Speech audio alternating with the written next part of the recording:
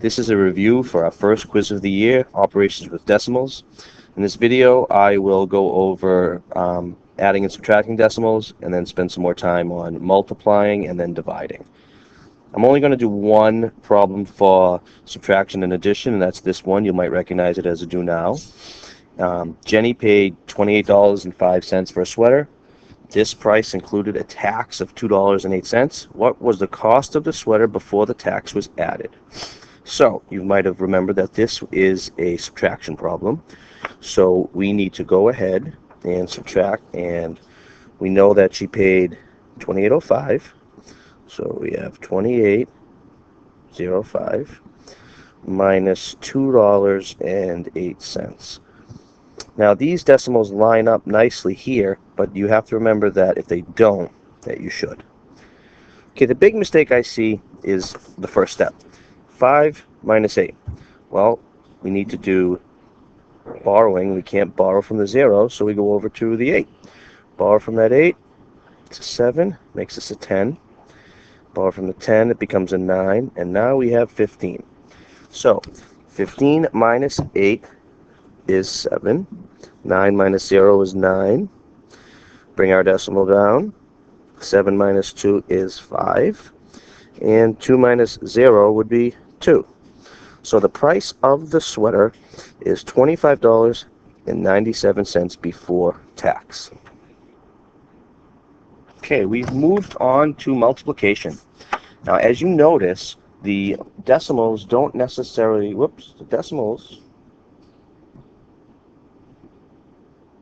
right, that's better.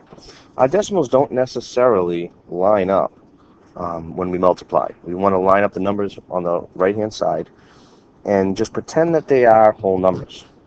So first we start with our 4. 4 times 2 is 8. 4 times 4 is 16. Before we start multiplying with the 5, we need to put a placeholder down here. 5 times 2 is 10. Carry out 1.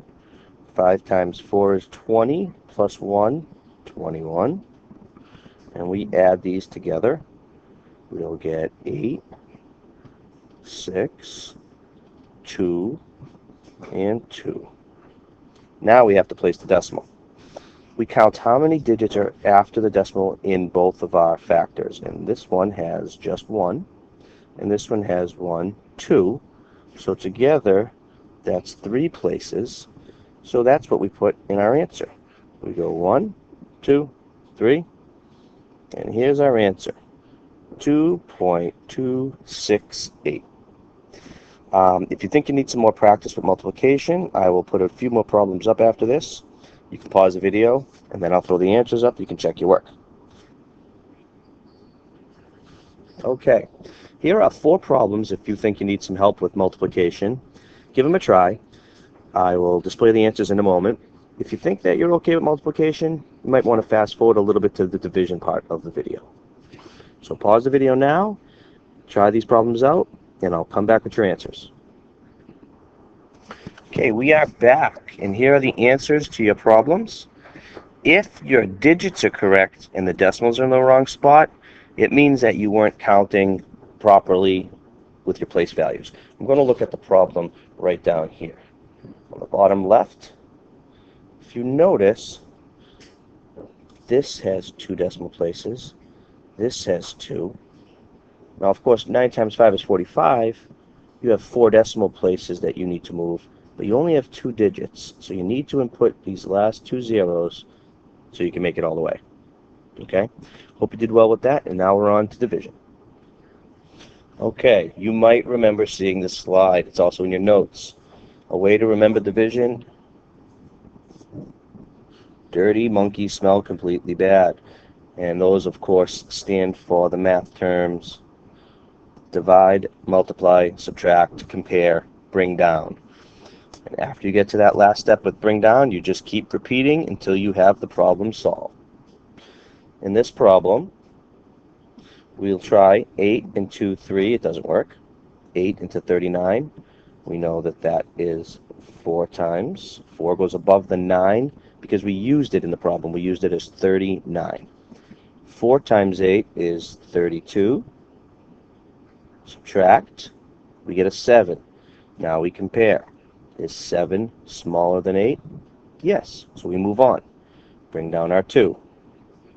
8 into 72, that's 9. 9 times 8 is 72. We have 0 left. There's nothing left to bring down. So this problem is finished. Okay, here was another one of our do nows.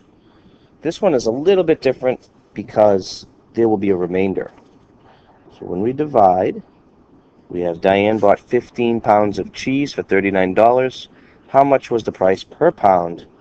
So $39 is getting divided 15 ways. This will tell us how much 1 pound was. 15 into 39 is 2, and the 2 goes above the 9 because we used it. 2 times 15 is 30. That gives us 9 left over. But there's nothing to bring down. At this point, we add that decimal, add a 0, and now we can continue the problem.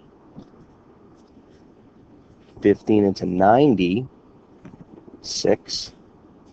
6 times 15 is 90. Nothing left. But we are talking about money, and money has 2 places after the decimal for cents. So we're going to put that there and call it $2.60. So again, when you have a remainder, you add your decimal, add a 0, and bring it down. If you had a remainder, again, you keep adding zeros and continue the process. Okay, here are 2 problems. I want you to maybe give them a try. Pause the video after this, come back, see what your answers are. Okay, for this first one, we have 4 into 11. That goes twice. That's an 8. Subtract with the 3. We have a remainder. Put your decimal, add a 0, and bring it down. 4 into 30. 7 gives us 28.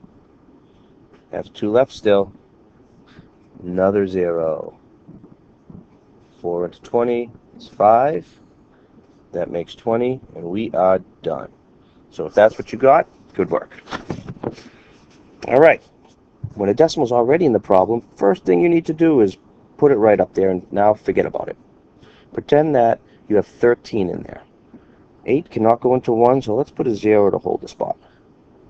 8 into 13, that's 1. That's 8. Subtract, and we'll get a 5. I already added a decimal. We do not add a second one. We just add the 0 and bring it down. 8 into 50. That is 6. Makes 48. That leaves us, remember you got to borrow here. That leaves us with 2. Bring another 0 down. 8 into 20. 2 times.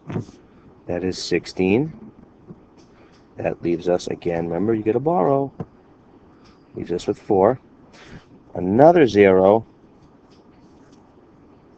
8 into 40 is 5. 5 times 8 is, running out of room, 40. And we would finally be finished. Okay, the last part of our quiz is what to do when you have decimals in the divisor, the number on the outside.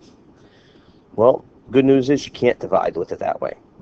So we move this decimal by multiplying it by a power of 10. In this case, we're going to multiply it by 10.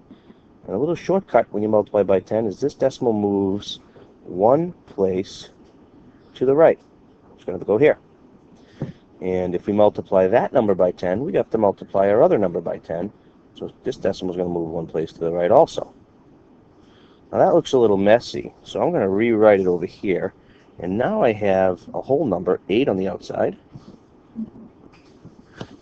And here now is 312 with that decimal in the new spot.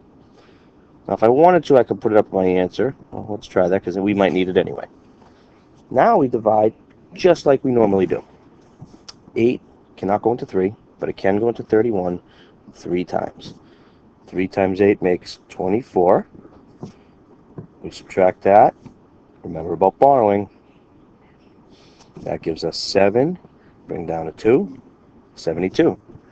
8 into 72 is 9. And 9 times 8 is 72.